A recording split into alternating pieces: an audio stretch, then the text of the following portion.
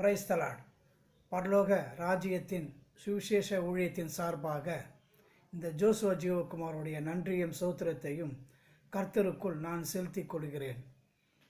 கர்த்தருக்குரியவர்களே, நாம் தொடர்ந்து இந்த வேத பகுதியிலே எடுத்துக்கொள்ளப்படும் மற்றும் உயிர்ப்பிக்கப்படும் பாக்கியவான்களின் கடமைகள் என்ற தலைப்பினிலே இந்த எடுத்துக்கொள்ளப்படுதலும் உயிர்ப்பிக்கப்படுதலும் இயேசு கிறிஸ்துவானவர், கர்த்தராகிய இயேசு கிறிஸ்துவானவர் முதற்கொண்டு உலக முடிவு பரியந்தம் வரை அது 7 நிலைகளில் அந்த சிங்காசனத்தினுடைய ஆளுகையின் தன்மையாக அந்த 7 நிலைகளில் காணப்படுகின்றது.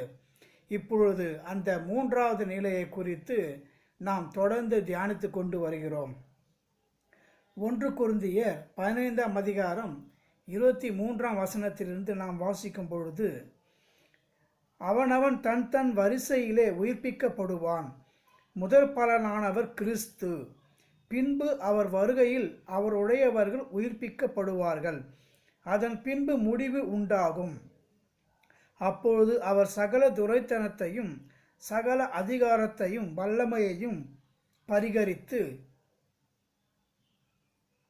தேவனும் பிதாவுமாய் இருக்கிறவருக்கு ராஜ்யத்தை ஒப்பு கொடுப்பார்.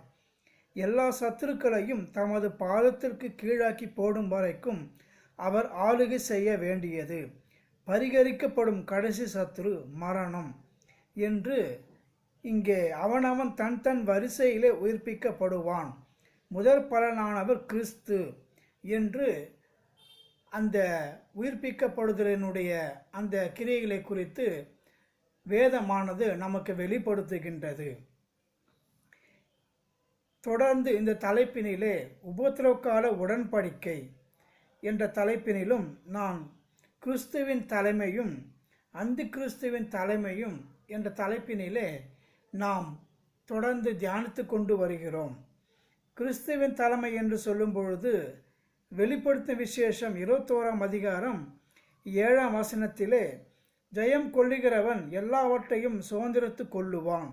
நான் அவன் தேவனாய் இருப்பேன், அவன் என் குமாரனாய் இருப்பான் என்று இந்த உபத்திர காலத்தினுடைய இந்த தன்மையானது இயேசு கிறிஸ்துவானவரனுடைய மூலமாக இந்த ஆளுகைத்தன்மை அவரால் நிர்ணயிக்கப்பட்ட அந்த கருப்பு குதிரனுடைய தலைமை தாங்கும் கர்த்தருடைய ஊழியக்காரர் மூலமாக நிறைவேறும்படியாகவும் மற்றும் அந்தி கிறிஸ்துவின் தலைமையானது வெளிப்படுத்தும் விசேஷம் 13ஆம் அதிகாரம் 2ஆம் வசனம் நாம் வாசிக்கும் பொழுது, நான் கண்ட மிருகம் சிறுத்தை போல் இருந்தது.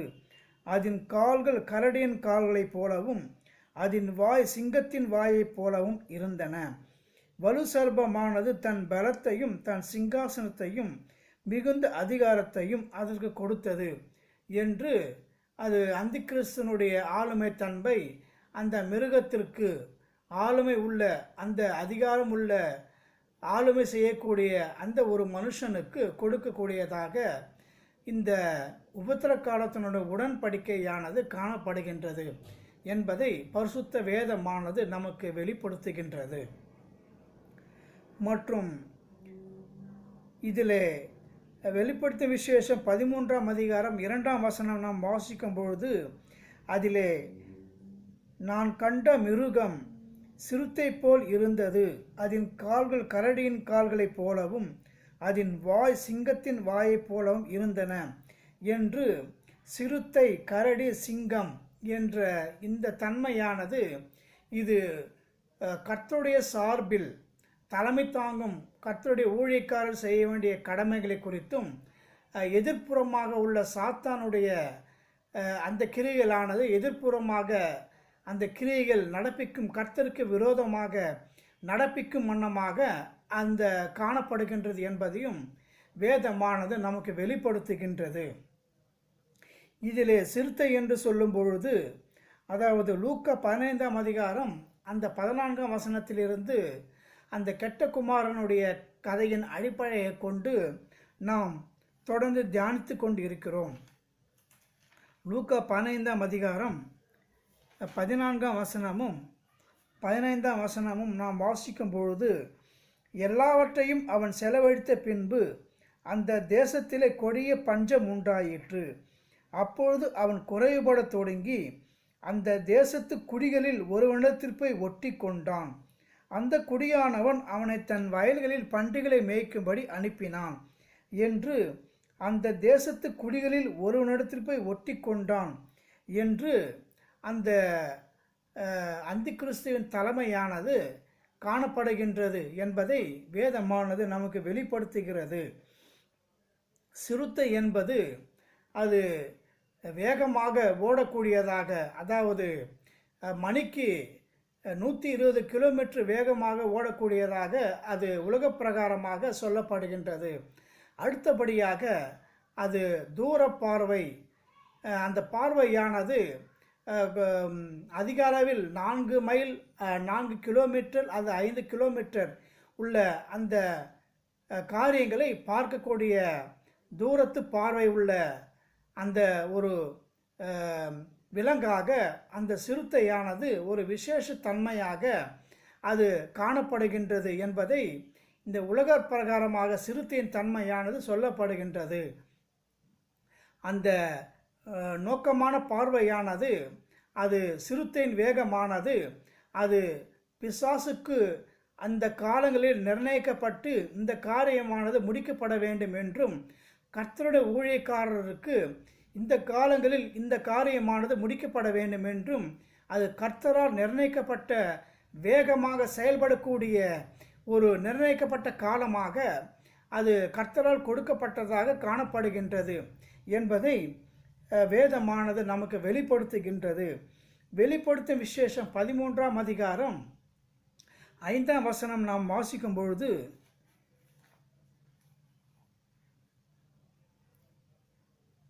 பெருமையானவைகளையும் தோஷங்களையும் பேசும் வாய் அதற்கு கொடுக்கப்பட்டது.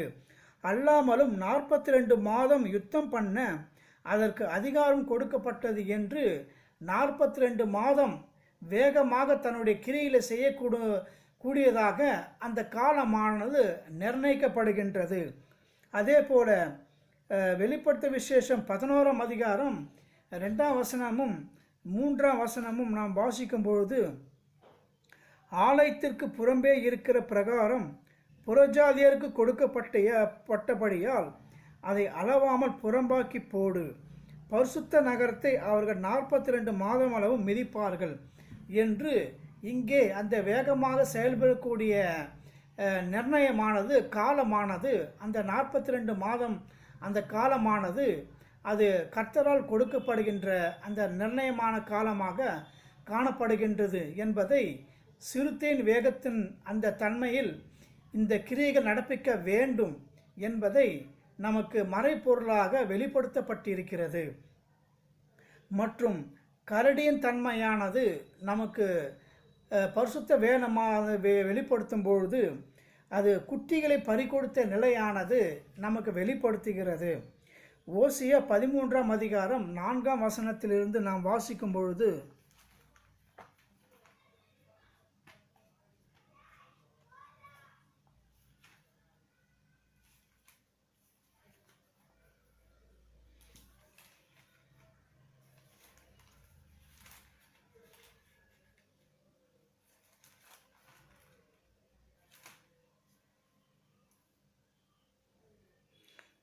நான் உன்னை எகிப்து தேசத்திலிருந்து அழைத்து வந்தது முதல் உன் தேவனாகிய கர்த்தராய் இருக்கிறேன்.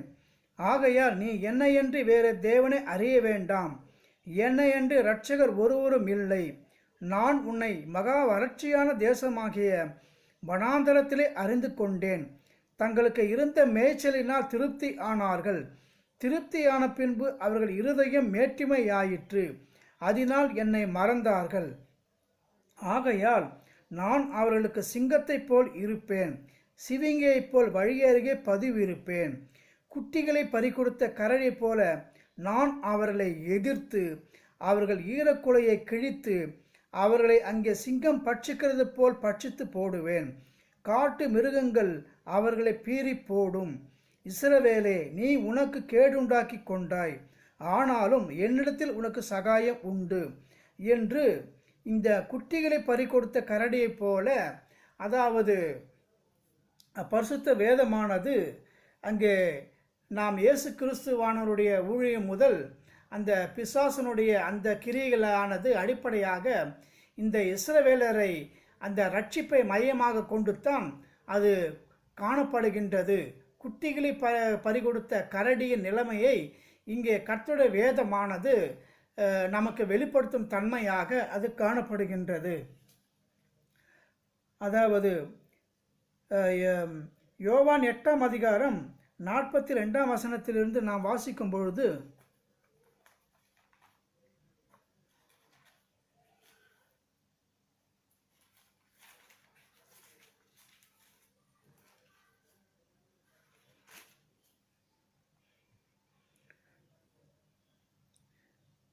இயேசு அவர்களை நோக்கி, தேவன் உங்கள் பிதாவாய் இருந்தால் என்னிடத்தில் அன்பாய் இருப்பீர்கள். ஏனெனில் நான் தேவனிடத்திலிருந்து வந்திருக்கிறேன். நான் சுயமாய் வரவில்லை, அவரே என்னை அனுப்பினார். என் வசனத்தை நீங்கள் ஏன் அறியாமல் இருக்கிறீர்கள்? என் உபதேசத்தை கேட்க மனதில்லா இருக்கிறதுனால் அல்லவோ? நீங்கள் உங்கள் பிதாவாகிய பிசாசானவனால் உண்டானவர்கள். உங்கள் பிதாவினுடைய இச்சைகளின்படி செய்ய மனதாய் இருக்கிறீர்கள். அவன் ஆதி முதற்கொண்டு மனுஷ கொலைபாதகனாய் இருக்கிறான். சத்தியம் அவனிடத்தில் இல்லாதபடியால் அவன் சத்தியத்தில் நிலை நிற்கவில்லை. அவன் பொய்யனும் பொய்க்கு பிதாமாய் இருக்கிறபடியால் அவன் பொய் பேசும்போது தன் சொந்தத்தில் எடுத்து பேசுகிறான். நான் உங்களுக்கு சத்தியத்தை சொல்லுகிறபடியினாலே நீங்கள் என்னை விசுவாசிக்கிறதில்லை என்று நீங்கள் உங்கள் பிதாவாகிய பிசாசானவனால் உண்டானவர்கள் என்று அந்த இயேசு கிறிஸ்துவானவருக்கு எதிராக செயல்படும் பாரம்பரியங்களை நாடுகின்ற அந்த இஸ்ரவேலரை குறித்து சொல்லும் பொழுது, இருதய கடினமுள்ள இஸ்ரவேலரை குறித்து சொல்லும் பொழுது, உங்களுடைய பிதாவானவர் பிசாசாய் இருக்கிறான், என்னுடைய பிதாவானவர் பிதாவாகிய தேவனாய் இருக்கிறார், கர்த்தராய் இருக்கிறார் என்று அங்கே அந்த பிசாசுக்கு பிள்ளைகளாக அந்த கீழ்ப்படியாத இஸ்ரவேலர்களை குறித்து இயேசு கிறிஸ்துவானவர் வெளிப்படுத்துகிறார். இயேசு கிறிஸ்துவானவர் மத்திய 23ஆம் அதிகாரம் 31ஆம் வசனத்திலிருந்து நாம் வாசிக்கும் பொழுது,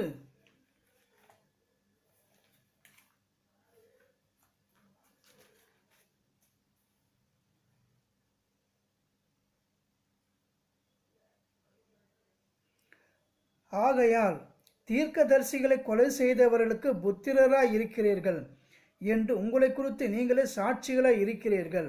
நீங்களும் உங்கள் பிதாக்களின் அக்கிரம் அளவை நிரப்புங்கள். சர்ப்பங்களே, விரியன் பாம்பு குட்டிகளே, நரக ஆக்கினைக்கு எப்படி தப்பித்து கொள்வீர்கள்? ஆகையால் இதோ தீர்க்கதரிசிகளையும் ஞானிகளையும் வேத பாரகரையும் உங்களிடத்தில் அனுப்புகிறேன். அவர்களில் சிலரை கொண்டு சிலுவையில் அறைவீர்கள். சிலரை உங்கள் ஆலயங்களில் வாரினால் அடித்து ஊருக்கு ஊர் துன்பப்படுத்துவீர்கள். நீதிமானாகிய ஆபேலின் இரத்தம் முதல் தேவாலயத்துக்கும் பலிபீடத்துக்கும் நடுவே நீங்கள் கொலை செய்த பரகியாவின் குமாரனாகிய சகரியாவின் இரத்தம் வரைக்கும் பூமியுமே சிந்தப்பட்ட நீதிமான்களின் இரத்த பழியெல்லாம் உங்கள் மேல் வரும்படியாக இப்படி செய்வீர்கள். இவைகள் எல்லாம் இந்த சந்ததியின் மேல் வரும் என்று மெய்யாகவே உங்களுக்கு சொல்லுகிறேன்.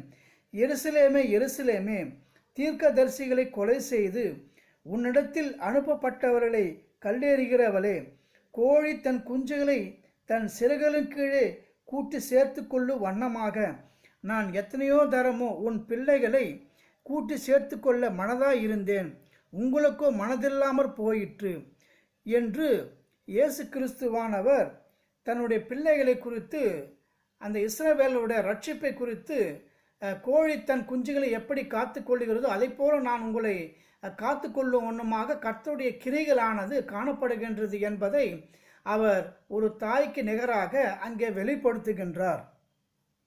மற்றும் அதிலே வெளிப்படுத்தும் விசேஷம் 13ஆம் அதிகாரம் 3ஆம் வசனத்திலே நாம் வாசிக்கும் பொழுது, மற்றும் லூக்கா 15ஆம் அதிகாரம் 14ஆம் வசனத்திலே அந்த கெட்டகுமாரன் கதையிலே வாசிக்கும் பொழுது, எல்லாவற்றையும் அவன் செலவழித்த பின்பு அந்த தேசத்திலே கொடிய பஞ்சம் உண்டாயிற்று.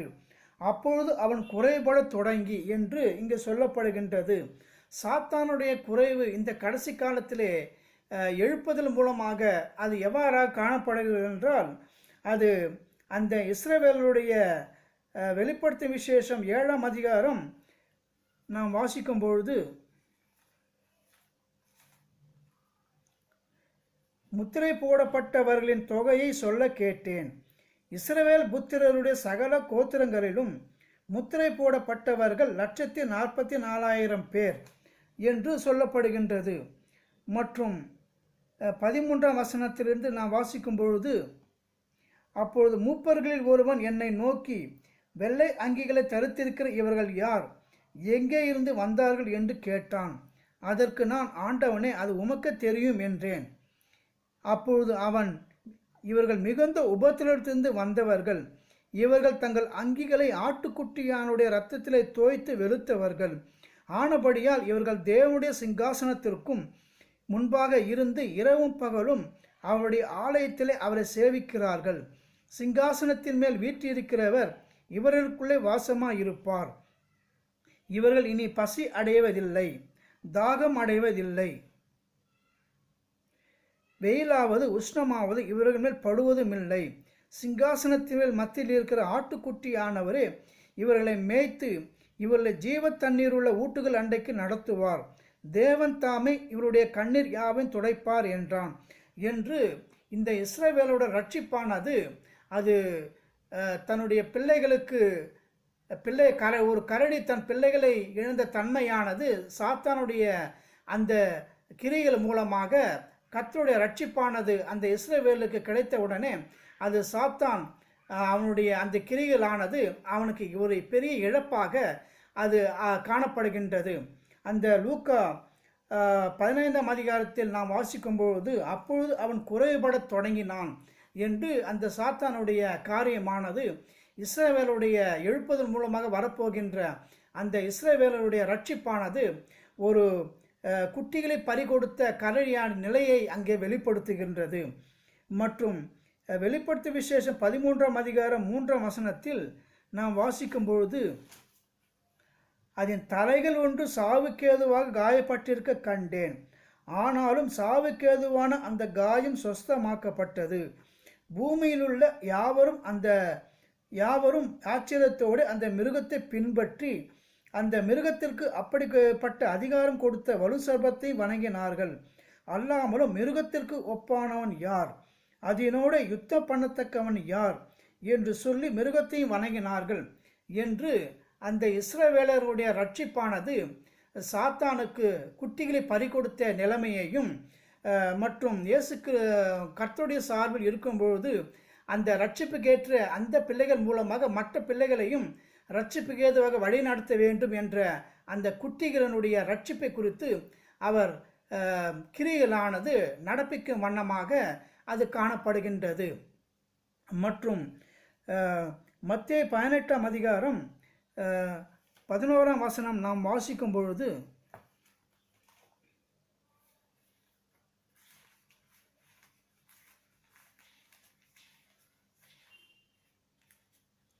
மனுஷகுமாரன் கெட்டுப்போனதை ரட்சிக்க வந்தார் என்று அந்த கெட்டுப்போன இஸ்ரவேலர்களை குறித்து கர்த்தர் தம்முடைய ஆதங்கத்தை அங்கே வெளிப்படுத்துகின்றார்.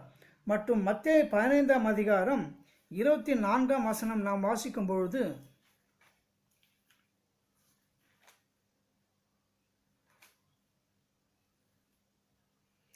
அதற்கு அவர், காணாமற் போன ஆடுகளாகிய இஸ்ரவேல் வீட்டாரிடத்திற்கு அனுப்பப்பட்டேனே அன்றி மற்றபடி அல்ல வென்றார் என்று அந்த இஸ்ரவேலோட ரட்சிப்பை குறித்து இயேசு கிறிஸ்துவானவர் அங்கே வெளிப்படுத்துகின்றார். மற்றும் மத்தேயு 10ஆம் அதிகாரம் 5ஆம் வசனத்திலிருந்து அந்த சீஷர்களை நியமித்து அவர்களுக்கு இட்ட கட்டளையாவது, காணாமற் போன இஸ்ரவேல் வீட்டாரிடத்திற்கு போங்கள், அங்கே சுவிசேஷம் சொல்லுங்கள், அற்புதத்தை நடப்பியுங்கள் என்று கர்த்தருடைய அந்த ஆளுமை தன்மையானது அந்த கட்டளையானது காணப்படுகின்றது. வெளிப்படுத்தும் விசேஷம் 13ஆம் அதிகாரம் 4ஆம் வசனத்திலிருந்து நாம் வாசிக்கும் பொழுது,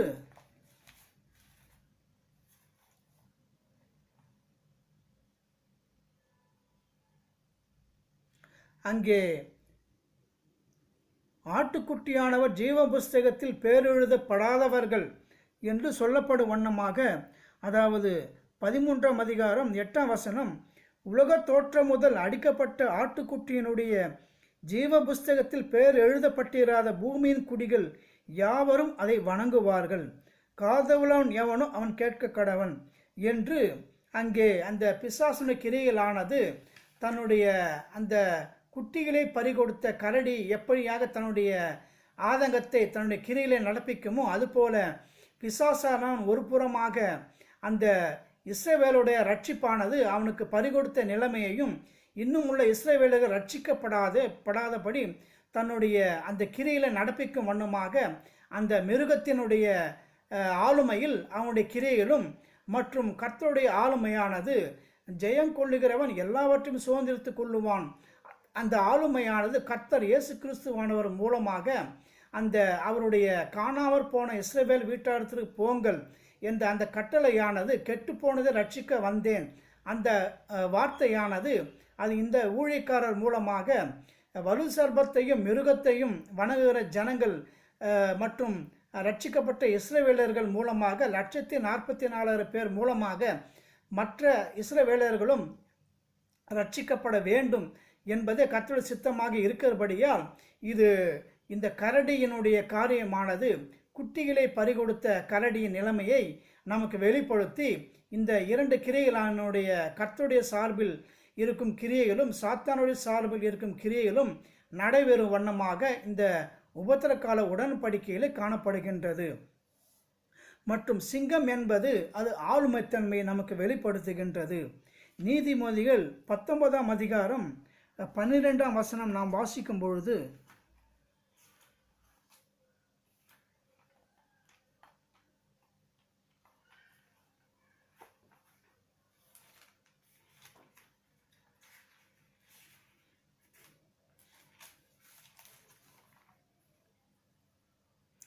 ராஜாவின் கோபம் சிங்கத்தின் கெர்ச்சிப்புக்கு சமானம், அவனுடைய தயை புல்லின் மேல் பெய்யும் பனி போல் இருக்கும். மற்றும் 22,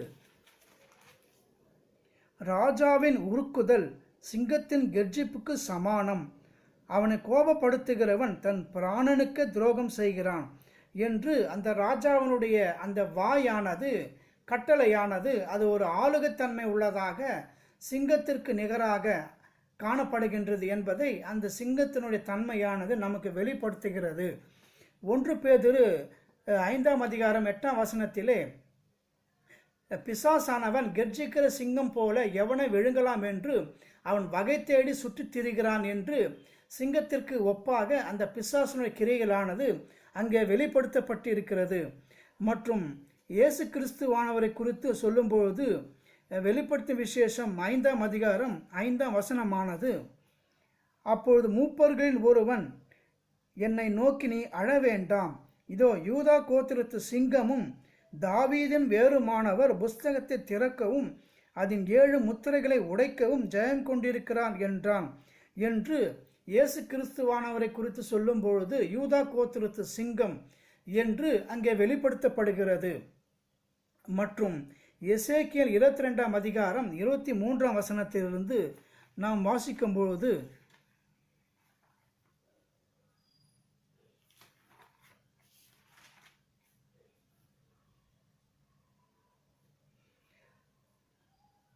கர்த்தருடைய வார்த்தை எனக்கு உண்டாகி, அவர் மனுபுத்திரனே, நீ தேசத்தை பார்த்து, நீ சுத்தம் பண்ணப்படாத தேசம், கோபத்தின் காலத்தில் மழை பெய்யாத தேசம் என்று அதற்கு சொல்லு.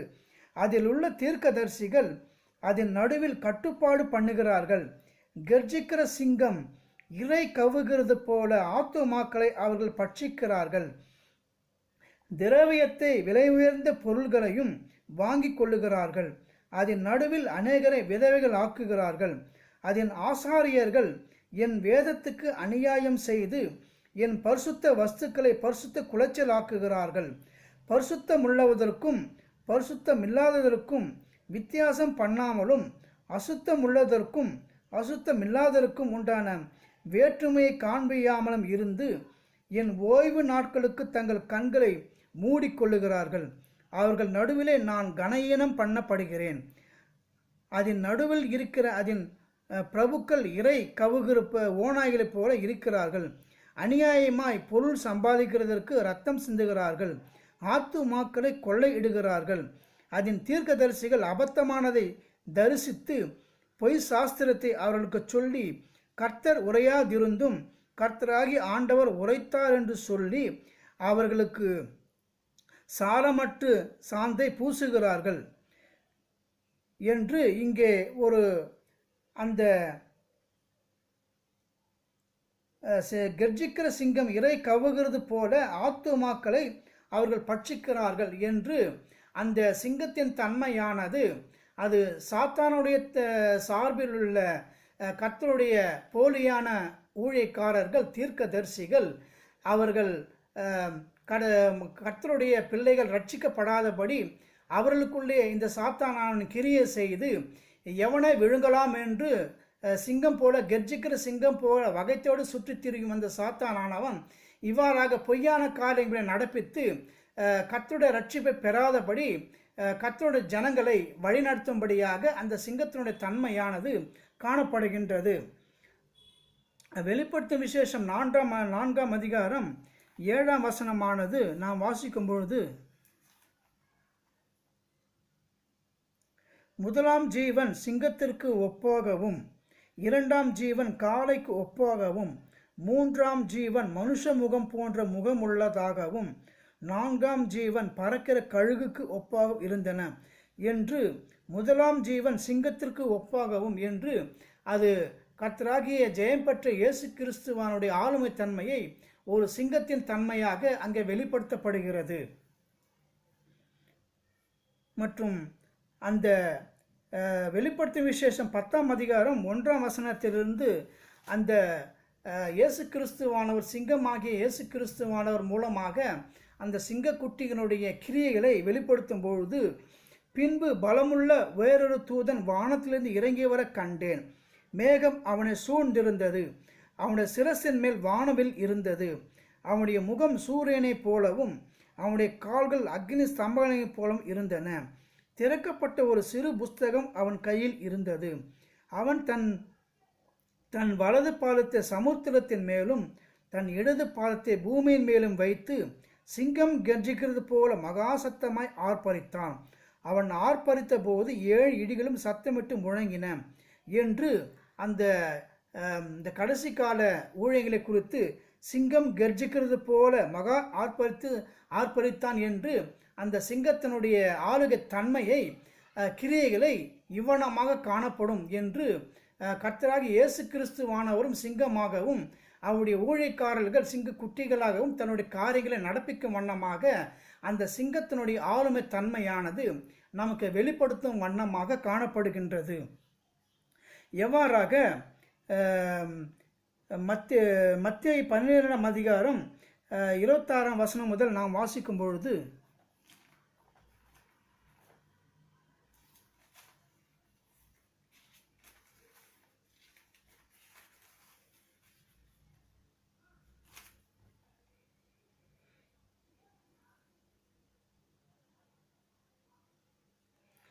சாத்தானை சாத்தான் துரத்தினால் தனக்கு விரோதமாக தானே பிரிவினை செய்கிறதா இருக்குமே. அப்படி செய்தால் அவன் ராஜ்யம் எப்படி நிலை நிற்கும்? நான் பெயல்செபூலினாலே பிசாசில் துரத்தினால் உங்கள் பிள்ளைகள் அவைகளை யாராலே துரத்துகிறார்கள்? ஆகையால் அவர்களே உங்களை நியாயம் தீர்க்கல இருப்பார்கள். நான் தேவனுடைய ஆவியினாலே பிசாசில் துரத்துகிறபடியால் தேவனுடைய ராஜ்யம் உங்களிடத்தில் வந்திருக்கிறதே.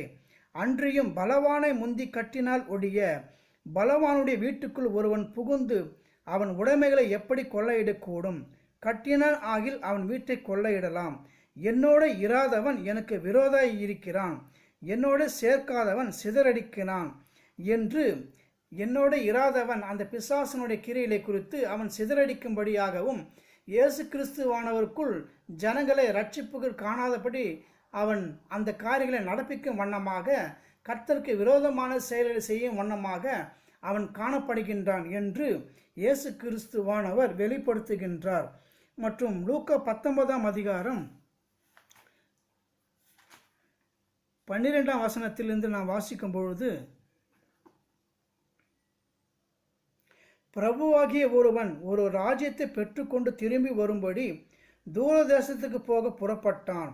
புறப்படும் போது அவன் தன் ஊழியக்காரரில் 10 பேரை அழைத்து அவர்களிடத்தில் 10 ராத்தல் திரவியங்களை கொடுத்து, நான் திரும்பி வருமளவும் இதை கொண்டு வியாபாரம் பண்ணுங்கள் என்று சொன்னான். அவனுடைய ஊரார் அவனை பகைத்து, இவன் எங்கள் மேல் ராஜாவா இருக்கிறது எங்களுக்கு மனதில்லை என்று சொல்லும்படி அவன் பின்னே ஸ்தானாதிபதி அனுப்பினார்கள் என்று அந்த சாத்தானுடைய காரியமானது இயேசு கிறிஸ்துவானவர் ராஜாவு ஆகாதபடி பிதாவுடைய சிங்காசனத்தில் அமராதபடி அவனுடைய கிரிகள் நடப்பிக்கும் வண்ணமாக காணப்படுகின்றது. அதே 27ஆம் வசனத்திலே, அன்றியும் தங்கள் மேல் நான் ராஜாவாகிறதற்கு மனதில்லாதிருந்தவர்களாகிய என்னுடைய சத்துருக்களை இங்கே கொண்டு வந்து எனக்கு முன்பாக வெட்டி போடுங்கள் என்று சொன்னான் என்றார் என்று அந்த காரியங்களானது நடப்பிக்கப்படுகிறது. மற்றும் வெளிப்படுத்து விசேஷம் 13ஆம் அதிகாரம் 6ஆம் வசனத்தில் நாம் அந்த பிசாசுனை கிரிகளை குறித்து வாசிக்கும் பொழுது, அது தேவனை தூஷிக்கும்படி தன் வாயை திறந்து அவருடைய நாமத்தையும் அவருடைய வாசஸ்தலத்தையும் பரலோகத்தில் வாசமாய் இருக்கிறவர்களையும் தூஷித்தது என்று கர்த்தருக்கு விரோதமான செயல்பாடுகளே இந்த சிங்கத்தினுடைய தன்மையாக காணப்படுகின்றது என்பதை வேதமானது நமக்கு வெளிப்படுத்துகின்றது.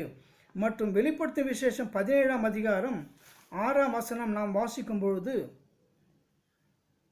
அந்த ஸ்திரீ பரிசுத்தவான்களின் இரத்தத்தினாலும் இயேசுவினுடைய சாட்சிகளின் இரத்தத்தினாலும் வெறி கொண்டு இருக்கிறதை கண்டேன்.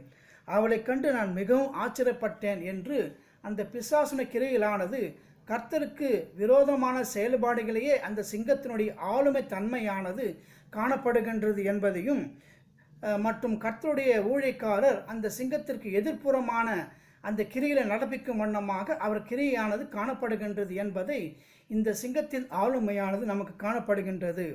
மற்றும் அடுத்த வேத பகுதியிலே மத்தேயு 5ஆம் அதிகாரம் 19ஆம் வசனத்தில்,